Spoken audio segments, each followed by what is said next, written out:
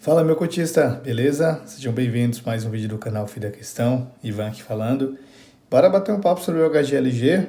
Saiu o relatório do mês de junho.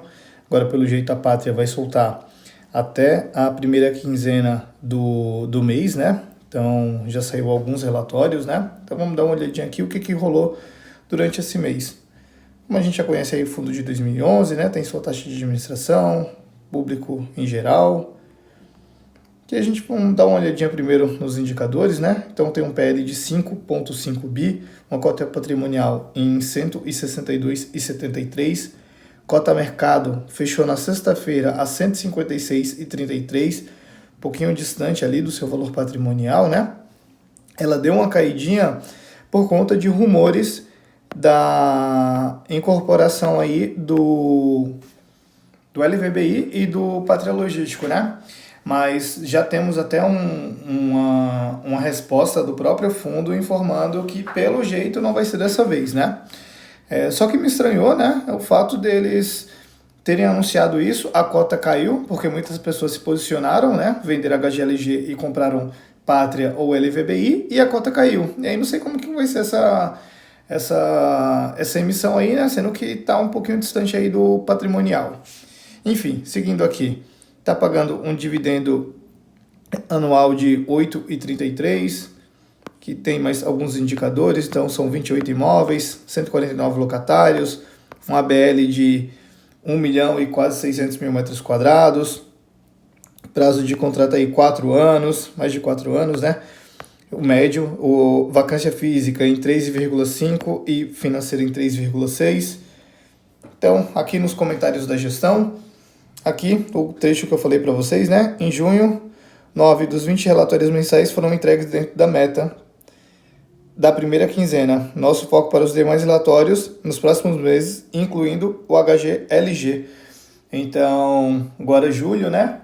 Hoje eu estou gravando agora dia 13, então já saiu, pelo jeito vai a cada mês que vai passando, a ideia é entregar os 20 relatórios aí, sempre na segunda quinzena, pelo que eu entendi aqui, né?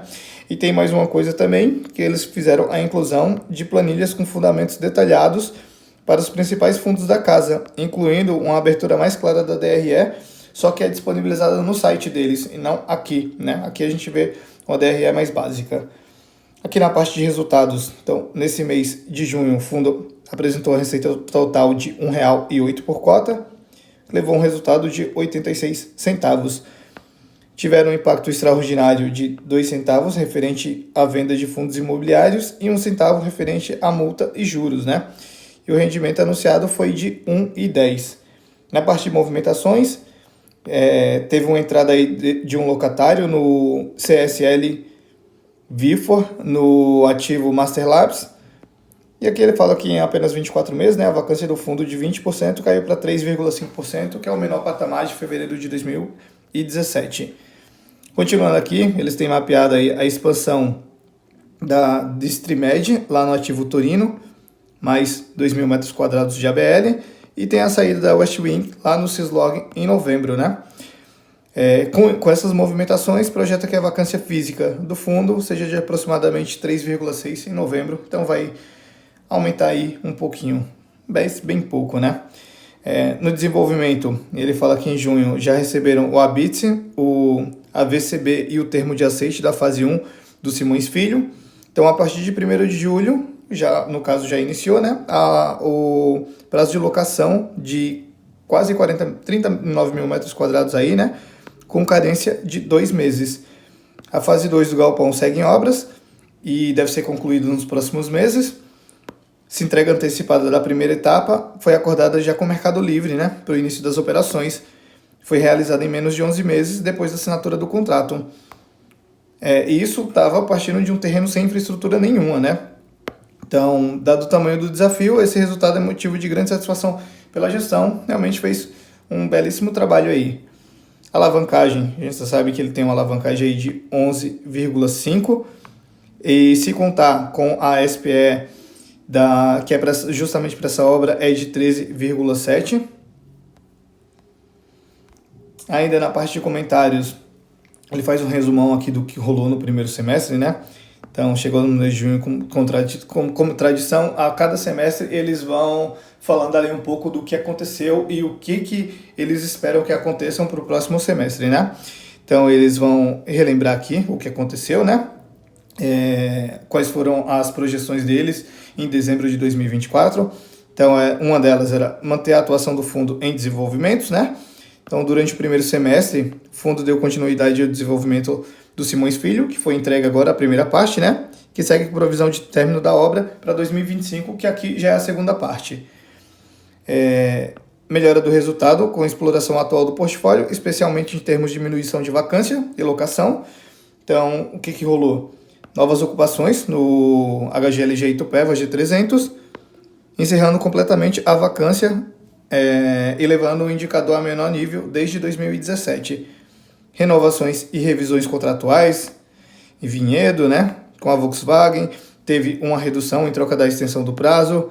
O da Ambev também a mesma coisa. O HGLG Ribeirão Preto, Magazine Luiza, renovação com aumento de aluguel. O Blumenau, renovação com reajuste positivo. O Goiânia, diversas revisões contratuais, incremento de valores. Aí mais uma das estratégias, melhorar o perfil estratégico do portfólio, imóveis de alta qualidade em praças logísticas importante. Então, além da entrega da segunda fase desse ativo AAA do Simões Filho G100, prevista para ocorrer em outubro, que seria a segunda fase, né? O fundo segue observando possibilidade de aquisição de ativos no mercado. Então, se aparecer alguma coisinha aí, ele vai pegar para continuar fazendo esses desenvolvimentos, né? Mais uma. Reciclar ativos já maduro que foge do perfil estratégico do fundo. Nesse caso, em maio, o fundo recebeu a segunda parcela do HGLG Duque de Caxias, 49%, gerando um resultado de 22 centavos por cota. Isso aqui foi tipo uma troca que ele fez ali com o XPLG, né? É um galpão do lado do outro, então ele comprou metade do XPLG, o XPLG comprou metade dele, destravou lucro para ambos, né? E cada um ficou com metade dos respectivos galpões. Então, assim, foi uma jogada boa. E a gestão de caixa para um bom posicionamento em momentos oportunísticos, né? Então ele fala que a gestão conta com equipe especializada e tudo mais, e fala que é o principal foco da gestão, né? Alocar o caixa em ativos líquidos para otimizar rentabilidade e garantir cumprimento das obrigações do fundo. E agora, nos próximos passos para esse segundo semestre, que ele fala, né, que mesmo diante de um cenário macroeconômico e liquidez restrita, que eleva a complexidade de compras e vendas do portfólio, a gestão segue focada em oportunidades, com duas metas, né? Início das obras do último galpão Itupeva G400 e a segunda fase do Simões Filho, né? Para isso elaboraram aí projeções, novo formato padrão, que são essas aqui. Renda recorrente, oriunda de locações e outras receitas previsíveis. Renda não recorrente, proveniente de vendas de imóveis, fundos imobiliários e CRI. E a renda recorrente em 1,10 pode ultrapassar esse patamar aí, né? Se tudo isso se concretizar. Então a gente vê aqui como que foi aqui nesse primeiro semestre, né?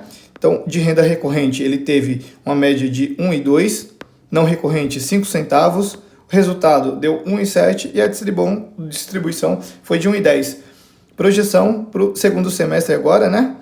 Vai recorrente 1,6, não recorrente 3 centavos e o resultado de 1,9. Então, assim, cada vez mais a gente vai chegando próximo da distribuição do resultado recorrente de 1,10 com a distribuição de 1,10 mesmo, né? E aqui, o ponto-chave que ele fala da Assembleia que ele chamou, né? Para fazer a emissão lá de 2 bilhões, que estava todo mundo imaginando que seria a incorporação dos fundos LVBI e Pátria Logístico. Eu até gravei um vídeo sobre isso. Eu até acho que em um momento que isso acontecer, o G-Log vai para dentro também. Então eu vou deixar aqui nos cards para vocês darem uma olhadinha, tá? Mas aqui eles já desmentem essa informação, né? Então, o valor inicialmente ofertado de 2 bilhões, o resultado da consulta formal será divulgado no dia 24. E aqui que ele passa, né? Os recursos captados têm como finalidade a aquisição de ativos alinhados à estratégia do fundo, ok? Aqueles ativos do Pátria Logístico e do LVBI atendem muito bem a isso. Além de atender obrigações financeiras e constituir reserva de caixa. Isso aqui ele precisa, viu? Precisa bastante, ainda mais para continuar fazendo esses desenvolvimentos. E aqui, que é o ponto principal, não prevê a aprovação de aquisição de ativos em situação de potencial conflito de interesse, incluindo cotas de ativos de fundos geridos pela pátria. Ou seja, se ele for fazer isso, provavelmente ele vai chamar a Assembleia antes para ver se aprovam, né, por conta desse conflito de interesse, e aí sim, aprovando, ele vai fazer esse movimento. Mas também pode ser uma jogadinha aqui, sabe? Enfim, vamos ver aí os próximos relatórios para ver as cenas dos próximos capítulos. Seguindo aqui, performance dele, pô, não tem nem o que falar, né? Desde o início aí, 588%, que dá em média aí ao ano 14,6%. Distribuição, 1,10 já tem muito tempo. Dividendo anualizado aí de 8,3%. Aqui na parte de resultado a gente vê, foi um mês bem fraco aí, né?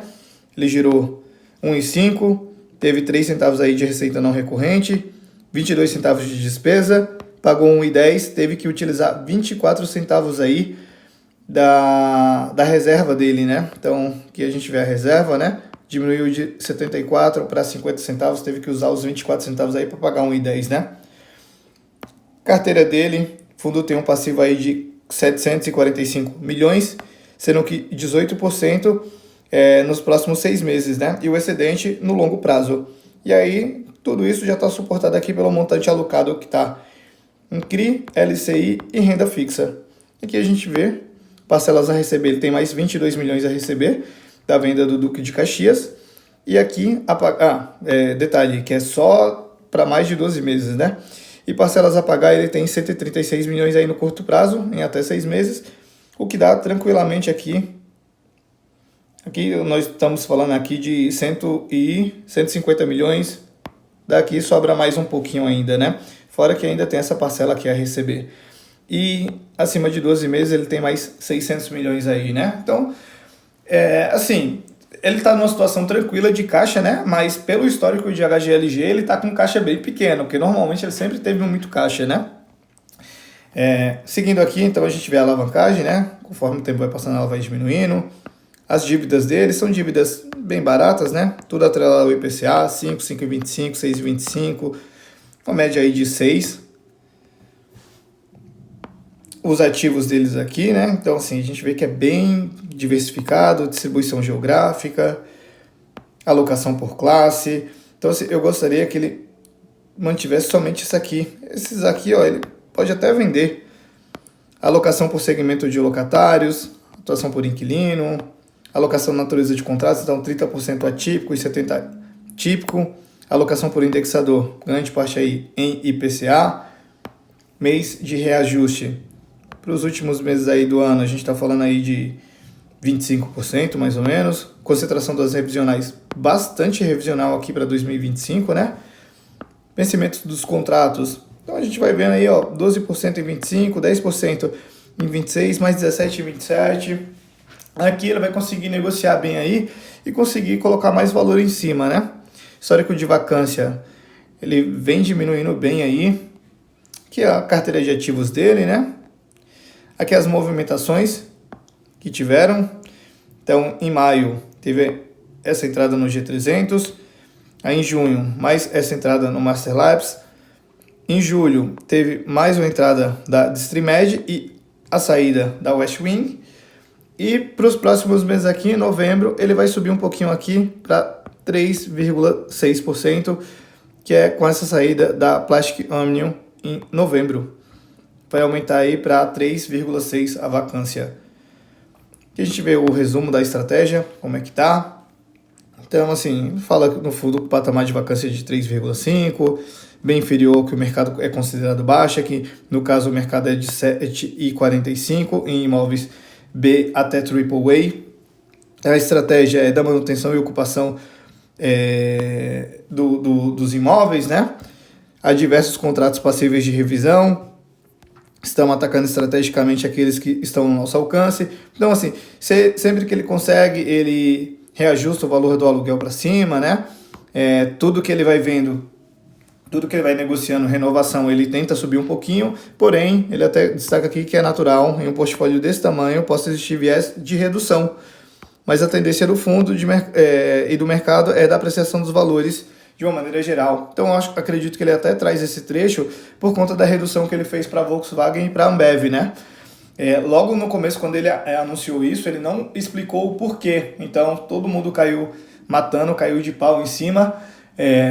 Só que depois ele foi lá e explicou, deu para entender, né? Então acredito que ele está citando esse trecho por conta disso, né?